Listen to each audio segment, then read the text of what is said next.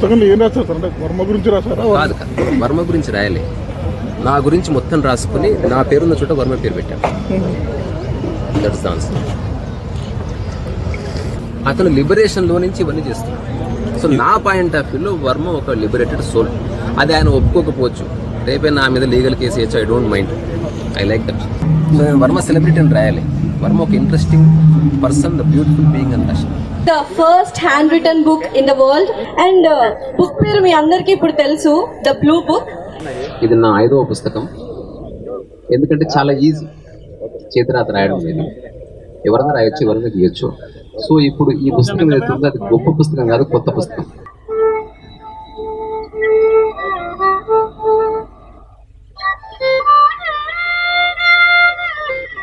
Now I would like to invite Gopal Reddy Garu, prime sponsor for the book publishing and promotion and event sponsor, founder and MD of iView Entertainments, Next Maker Builders and Developers, Bosho Architecture Private Limited.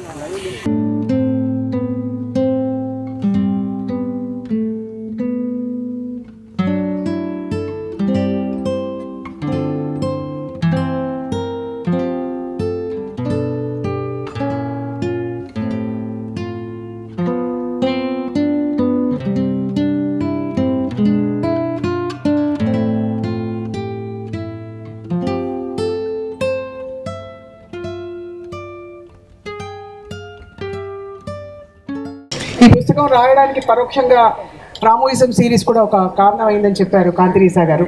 So first I'd like to thank him very much. Kanthirisa గారు, thank you so much for getting inspired, because the ability to get inspired itself is an inspiring quality.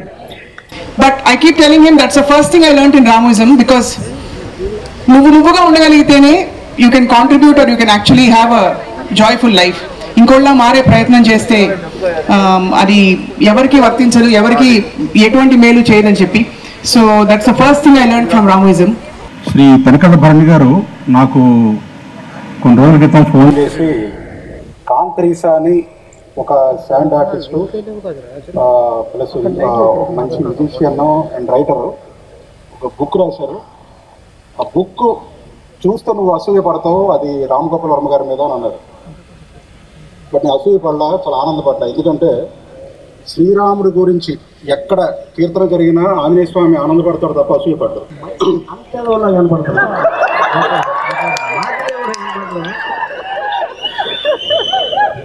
పుస్తకంలో 2 చూస్తున్నాను. నా జీవితంలో ఉన్నదే కోరిక అన్న మాట అన్నాడు. కోరిక అనే దానికి తర్వాత మనకి తప్పుడు అర్థాలు చాలా వచ్చేసాయి. ప్రతి మనిషికి కోరిక ఉంటేనే ముందుకు అడుగు వేయగలుగుతాం. ఆ కోరిక అనే పదాన్ని మనం అర్థం చేసుకోవాలి. కోరిక అంటే ఏదో లస్ట్ లాంటిది కాదు అసలు. ఇది ఎప్పుడు ఏదో ఒకటి చేస్తూ ఉండాలి, సాధిస్తూ ఉండాలి అనేది కోరిక మనిషిలో ఉండకపోతే, ఒక వివేకానంద స్వామి చెప్పినా అదే చెప్పాడు, ఒక ఆది శంకరాచార్యుడు చెప్పినా అదే చెప్పాడు. అంతటి మహనీయులతో పోలిస్తున్నానా అని మీకు అనిపించవచ్చు. పైకి కనిపించే వర్మగారు, లోపల ఉండే శంకరాచార్యుడినే మనం చూడాలి. పైకి కనిపించే వర్మగారిని కాదు, లోపల ఉండే వివేకానందుని మనం చూడాలి. ఆర్జీవి అంటే ఓట్కా తాగటం కాదు. ఆర్జీవి అంటే తొడలు చూపించడం కాదు. ఆర్జీవి అంటే తిక్క మాట్లాడటం కాదు. ఆర్జీవి అంటే గన్స్ సినిమాలు చూపించడం కాదు. ఇవి కాదు ఇమిటేట్ చేయాల్సింది ఆర్జీవిలో. చాలా మంది ఇవి ఇమిటేట్ చేసి తిక్కగా మాట్లాడితే ఆర్జీవి అనుకుంటారు, లేకపోతే నేను వంక టింకర్గా మాట ఆర్జీవి అనుకుంటారు. నాకు ఫేస్బుక్ లో చాలా మంది తగులుతూ ఉంటారు సార్. మిమ్మల్ని అనుకరించే చాలా మంది సోషల్ మీడియాలో తగులుతూ ఉంటారు. నిజానికి అది కాదు ఆర్జీవి. నిజానికి అది కాదు ఆర్జీవి. దాన్ని దాటి లోపలికి వెళ్తే అక్కడ కనిపిస్తాడు. దాన్ని ఇమిటేట్ చేయాలి, దాన్ని అర్థం చేసుకోవాలి, దాన్ని మోడలింగ్ చేయాలి. అప్పుడు మీరొక ఆర్జీవి అవుతారు. అంటే ఆర్జీవి అంటే రామ్ గోపాల్ ఫిల్మ్ డైరెక్టర్ కావాలని కాదు. మీ రంగంలో మీ చుట్టూ ఉన్న నామ్ స్ట్రెంగ్త్ ని బద్దలు కొట్టి ఒక కొత్త దారి మీరు వేయగలుగుతారు. అది అర్థం చేసుకోండి. కవి పొగిడేటప్పుడు, స్త్రీలు సెక్స్ చేసేటప్పుడు, పిల్లలు ముద్దుగా నాన్నని ఒరే నాన్న అని పిలిచేటప్పుడు, చేసేటప్పుడు ఒరే రారా నేను నువ్వు తెలుసుకుందాం అన్నప్పుడు ఒరే రా అంటారు. గారు మర్యాదలు ఉండవని తెలుగులో ఒక పద్యం. రా అంటే ఈ సాయంత్రం పూట మీకు గుర్తొచ్చే సోడా లేనిది కాదు. గారు అని పొగుడుతూ మాట్లాడకుండా మీరు మీ రూమ్లో మీ ఫ్రెండ్తో మాట్లాడుతాడు ఈడి అమ్మాయి భలే తెస్తాడు ఆ సినిమాలు అని మీరు ఎలా అనుకుంటున్నారో అలాగే నేను మాట్లాడితే ఆ కవులు పొగడు వేళ అనేది కండిషన్ సప్లై అన్న ఉద్దేశం. నాకు తెలిసి 3 వేవులు వెళ్ళిపోతూ ఉన్న ఈ సమయంలో ఒక్కసారి కూడా కోవిడ్ రాకుండా ఇంకా సరిగా మాస్కులు పెట్టుకున్నా, శానిటైజర్లు వాడినా, ఇళ్లలో లోపల ఎక్కడో కూర్చున్నా, ఎప్పటికీ దక్కకుండా దూరంగా కూర్చున్నా, జూముల్లో మాత్రమే, వంటింట్లో మాత్రమే, నెట్టింట్లో మాత్రమే కూర్చున్న వాళ్ళకి కూడా కోవిడ్ వచ్చింది. కానీ ఏం చేసావయ్యా నువ్వు అతను రాలే, నీకు రావాలని కోరుకున్న ఉద్దేశం కాదు ఆ జీవి, కానీ ఎందుకు రాలేదు అనేది నాకు తెలిసినంత వరకు ఇక్కడ ఎవరైనా ఎందుకంటే నేను ఎక్కువ కనుక ఎందుకు రాలేదని వీలైతే ఎవరైనా పెథాలజిస్టులు రీసెర్చ్ చేయాలి అనుకుంటే ఆ వింత జీవి పేరు ఆర్జీవి. ఇక్కడ ఏముందో అది మాత్రమే మాట్లాడడం, రేపట్లో బతకపోవడం, నిన్నట్లో బతకపోవడం, నీకోసం బతకపోవడం, ఎవరి కోసమో బతకపోవడం, దేనికోసం బతకపోవడమో, కావాలని దక్కించుకోవడం, దక్కని దానికోసం ఆలోచించకపోవడం, దక్కని దక్కకపోతే ఎలాగైనా దక్కుతులే అని వదిలేయగలడం. దీని తామరాగం నీడిపొట్టు అంటారా, భగవద్గీతలో కర్మణేవాధికారస్తే అంటారా, చిత్తప్రచిత్ అంటారా, మరోటంటారా, ఏది అన్నా దాని మాత్రమే చెయ్యడమే ఆర్జీవి చేసింది, అంతే. జీవితం ఉన్నది ఎంజాయ్ చేయడానికి. ప్లెజర్ అనేది ఒక్కటే మనిషి యొక్క జీవితానికి పరమావధి. నీ ఈగోని నువ్వు సాటిస్ఫై చేసుకోవడం కోసమే నువ్వు బతకాలి. ట్రూత్ అనేది లేదు. ట్రూత్ అనేది inference based. Because when you're taking inferences, when you're collecting facts, there has to be doubt always. ఒకరిని సెంటర్లో కూర్చోబెట్టుకుని అందరూ అతని గురించే పోవడం కొంచెం చిరాగ్గానే ఉంటుంది. మంచి చెప్పినా కూడా ఇంత నిజంగా ఇంత మంచివాడిని నేను ఒక బెంగ వస్తుంది.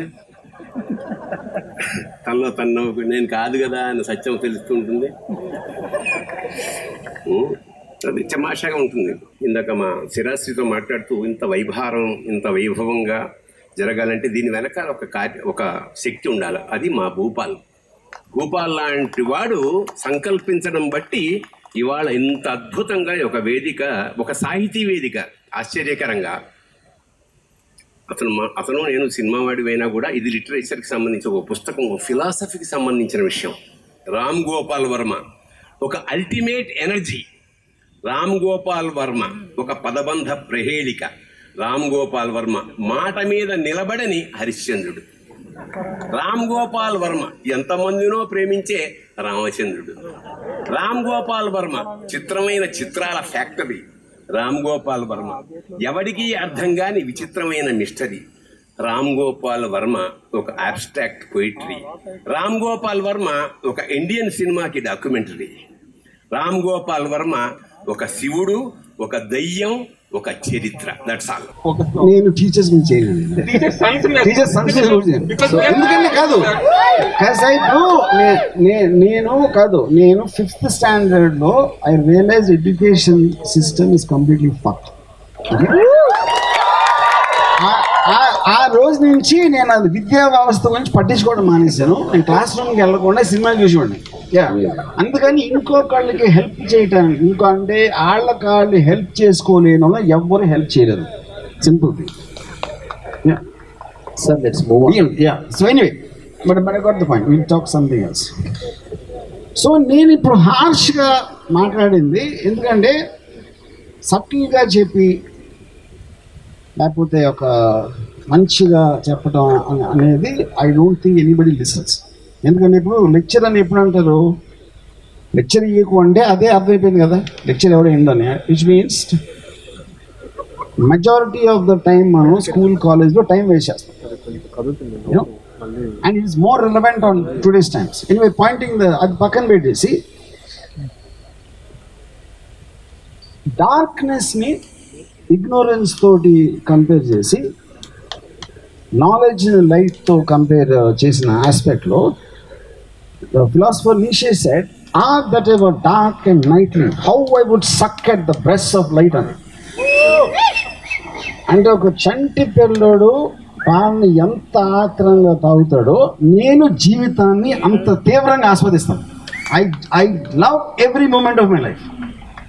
సో అప్పుడు నేను రాత్రి కూర్చొని ఓడక తాగిపోయినా ఒక అందమైన అమ్మాయి నన్ను ముట్టుకోవడానికి అవకాశం ఇస్తే అమ్మాయిని పట్టుకొని డాన్స్ చేసి నేల మీద దొరిలేస్తాను. And I will do it with pride. అది పెట్టి నేనే దాని ట్విట్టర్లో పెడతాను.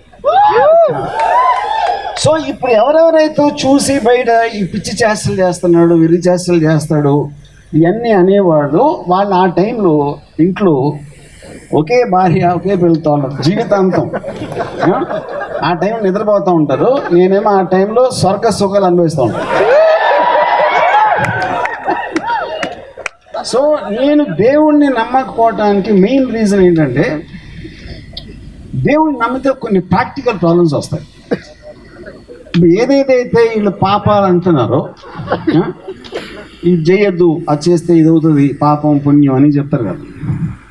అప్పుడు ఏమంటున్నారు వాళ్ళు, నువ్వు అన్నీ ఇక్కడ మంచిగా చేస్తే, మంచిగా నడుచుకుంటే, పెద్దలు చెప్పినట్టు వింటే, అన్నీ పాటిస్తే, పాపాలు ఇవన్నీ చేయకుండా నువ్వు స్వర్గానికి వెళ్తావు. స్వర్గం ఏముంటుంది, రంభ ఉరసి మేనక అమృతం. అమృతం నాకు తెలిసి ఉడకైతే అవ్వదు, అది సారీ అది అంటే ద్రాక్షరసం అయితే అవ్వదు. It has to be some kind of alcohol. అప్పుడేంటి వీళ్ళే ఏం చెప్తున్నారు, నేను చెప్తాను కాదు, మనకి ఎవరైతే చెప్తున్నారో ఫైనల్గా మీకు గిఫ్ట్ ఏమి ఇస్తున్నారు, అన్నీ సరిగ్గా ఉంటే నీకు రంభ ఉరసి అమృతం. అంటే దాని ఉద్దేశం ఏంటి, తొడలు వాడక. సో తొడలు వాడక ఆ పైన చూసి లోపల సారం దాన్ని ఇగ్నోర్ చేయొద్దు అని ఎవరైతే వేదిక మీద చెప్పారో, నేను దాన్ని ఖండించి లైఫ్లో ముఖ్యం రెండు ఒక్కటే అని మళ్ళీ ఇంకొకసారి గంటపాదంగా చెప్తున్నాను.